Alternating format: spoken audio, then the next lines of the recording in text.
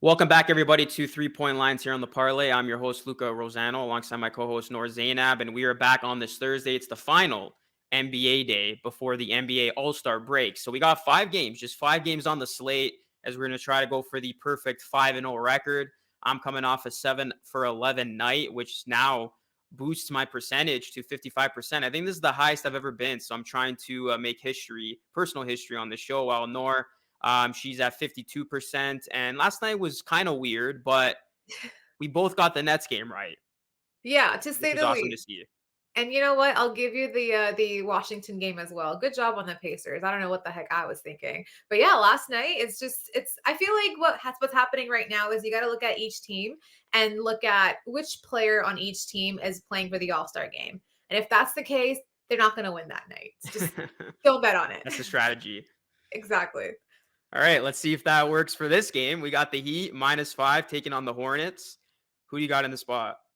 Yeah, I think this will be a fun little matchup for tonight. The spread makes sense to me too.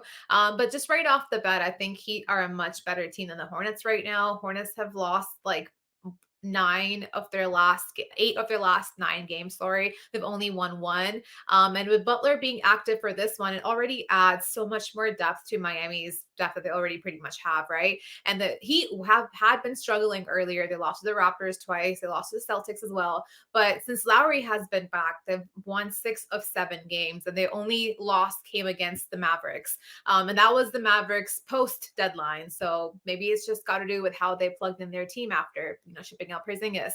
And when they played the Hornets on February 5th, they won that by 18 points. So that wasn't too long ago. That was just this month, about a week and a half ago. And if that's the case, it's the same team. I feel pretty confident in the Heat covering the spread. What about you? Yeah, I'm gonna go with the Heat here as well. They've played well against the Southeast Division. They have a 10-2 record against those opponents. They're 4-2 against the spread in their last 6 games, 4-1 against the spread in their last 5 road games. They're gonna be without Hero and Deadman, but we've seen all season long the Heat can get it done with guys in and out of the lineup. This was my pick on Toronto today, so I'm going to double down on this one. I love the Heat tonight. I think they will Mhm. get it done. And the Hornets, you mentioned it, Nor, they are struggling right now. 4 of their last 5 games have been losses, and they've lost 6 straight at home. So it's been rough going for the Hornets right now. They're 1-5-1 against the spread in their last 7 games. This is a team that peaked early. Everybody was excited to see what they're all about. And then I don't know what happened. They hit a wall. They haven't been able to recover, and they're going up against one of the best teams in the East right now in Miami. So give me the Heat. Seems like a no-brainer, eh? Now let's stick to the same conference. We've got the Wizards playing the Nets tonight, where the Nets are favored by -4.5. Both teams on a back-to-back. Any thoughts? Yeah, I still can't believe the Nets came back. What was it? They were down by 28. It looked like I was going to lose that bet, and the Knicks collapsed for the third time in like 7 games. You got to credit Brooklyn. They're playing really well right now, and it's going to be scary hours, I think, for real this time when Ben Simmons and KD can come back into this lineup, and when Kyrie's actually eligible to play in these games. This could be a letdown spot, though, for the Nets. They had that massive comeback, and then, this could just be a spot where they take the Wizards lightly. But I don't think there's going to be any funny stuff here. I think the Nets will take care of business. I think they will get off to a much better start in this one than they did last night. So expect for them to come out of the gate firing away.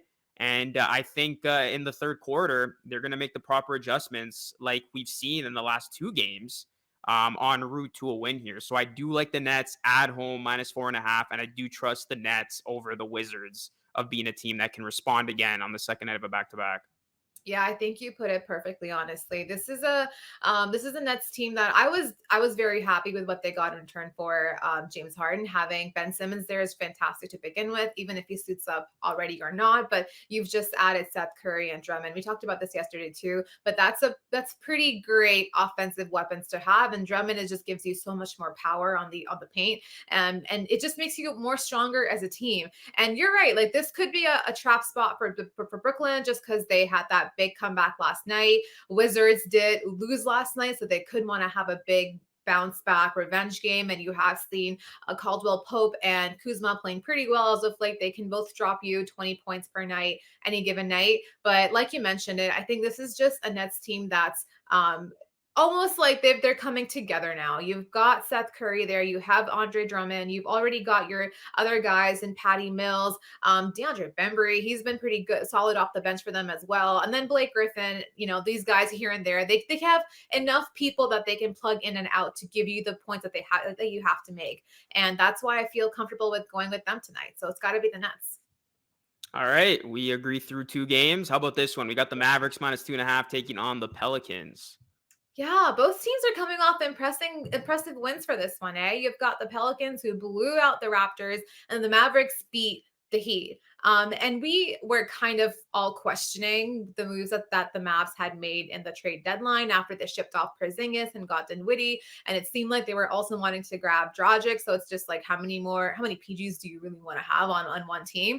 But it's working out for them right now. You've got Dinwiddie, you have Bertans, and they've been pretty good right off the bat for the Mavericks. They're able to give them the spacing that they have to get. And Dinwiddie's the kind of guy that once he gets comfortable with your team and with your lineup, he should be able to get open looks and make those open looks once Luca is being completely just attacked by other teams. And that's why I think that they should be able to take this. The Pelicans are a great team too. Like, don't mind you, they I can't say that anymore after just being embarrassed by them the last game. But this is a place where I think the Mavs have enough firepower and the spread's small enough that I think they should be able to take this pretty comfortably. What about you? Yeah, I'm not going to overreact to that big win they had against the Raptors. I mean, you look at them overall; they're 1-3 straight up, and against the spread since acquiring McCollum. So this is still going to be a long work in progress for the Pelicans. They're still nowhere where they need to be in terms of being a good playing team or a team that could possibly make some noise. The Mavs are coming off a really nice road victory over the Heat, and I believe we both took the Heat in that one, so that was a bad beat. But yeah, you look at the Mavericks; they've been pretty solid overall since December 31st, 18-6 straight up, 15-9 against the spread. Luca Doncic has been putting up crazy numbers. He's carrying the offense right now: 34.4 points, 9.8 assists, and 10.3 rebounds per game in his last 8 contests. So I think this is going to be the Luca show tonight. I think he's going to have another big outing and look for Dallas to get some help, involved, and their defense I think is going to be very valuable in a game like this. So I just don't see the Pelicans being able to catch up with the Mavs offense in this one. I like the Mavericks here -2.5. Yeah, let's see how their new signings turn out for the Mavs throughout the season. Now let's move to the other conference. We've pretty much got the game of the night, I want to say. Philadelphia 76ers versus the Milwaukee Bucks, where the Bucks are favored by -6.5. You riding with the champs? Yeah, this one was the is definitely the most confusing game of the night. I went back and forth a little bit. The Bucks, they haven't been the safest bet against the spread, but I will lay the points with them. I am going to take them here. You look at this matchup for Philadelphia, I don't like it at all. I think a guy like Maxey's going to be locked down by Drew Holiday. I think the Bucks are going to do a good job of trying to slow down Joel Embiid. And where's Philly's headspace at after getting blown out the way that they did against the Celtics? Are they going to respond? I don't know if they will in this spot. Milwaukee, they show up against teams that they deem as valuable opponents to make a statement. It's going to be on primetime TV. They always seem to flex their muscles in this spot to prove to the NBA that they're still the team to beat in the East. And you look at Milwaukee, they're 5-1 both straight up and against the spread in their last 6 meetings against Philadelphia. So, unlike the Celtics, they have owned the Sixers of late. And the Sixers, they're just 6-19 against the spread when facing teams that make at least 14 threes per game. And we know this Bucks team loves to shoot the three ball around Giannis Antetokounmpo. So it seems like it could be a lot of points, but I'm going to lay the 6.5. I think Milwaukee does pull away in the fourth. I know, I agree with you. I think I sat there for a sec too, not because I believe in Philadelphia, like don't get me wrong, but just because for a sec you're there like, well, they've got Embiid, they are the Sixers. Maybe they can make this a game. The Bucks have been kind of inconsistent. They take their foot off the pedal. They kind of do what they want to do until it's the Giannis show that, essentially. But like you're just at a spot here right now where you got to go with the Bucks. This is a Philly team that they just don't have enough depth to match with what the Bucks have. Bucks are pretty injured right now too. You don't really have George Hill there. You don't have Pat Connaughton. You don't have Allen. He's out as well.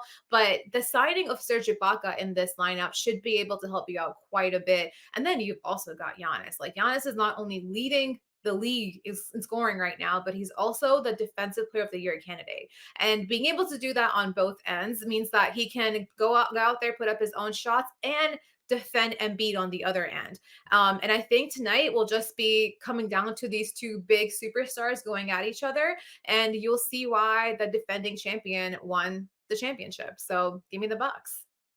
All right, let's see if we're gonna close out the show agreeing on all 5 of our picks. Final game here. Rockets taking on the Clippers, minus 10.5. I think I know where you're going with this one. Do you?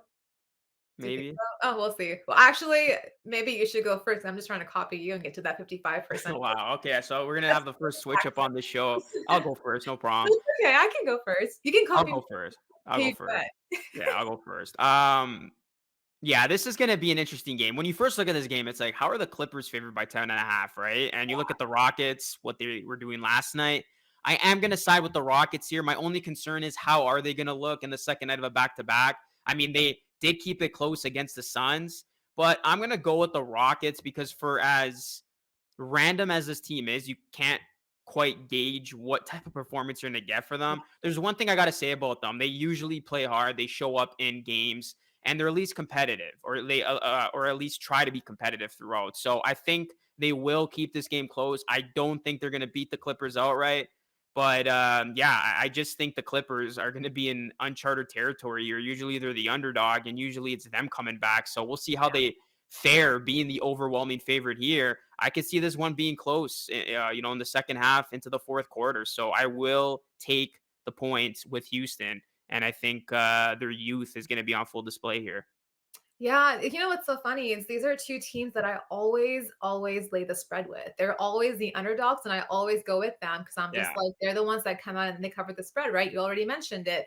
And Houston, they kind of been like you meant, they've just been kind of like OKC where they go down the wire. You don't really know what team you're gonna get throughout the entire four quarters, but whatever team it is towards the end of it, they're gonna put up a fight. And same thing with the Clippers, right? They have been completely shattering narratives all season long. I didn't think they would have a shot to do anything, but just, lack of shooting, lack of anything. But they've had Terrence Mann, they've had Reggie Jackson, they've had Morris, they've had everybody show up and really put their mark on the game. And that's kind of why I feel like Clippers can maybe take this. They have great defense there. They've got the defense to limit Houston. Houston is not a great defensive team. They're like league worst when it comes to letting points in. I think they allow about 117.6 points per game. And then if you're putting that up against guys like Reggie Jackson and Morris, Zubac, man, Luke Kennard at this point too, I think you have enough firepower on your side to be able to put up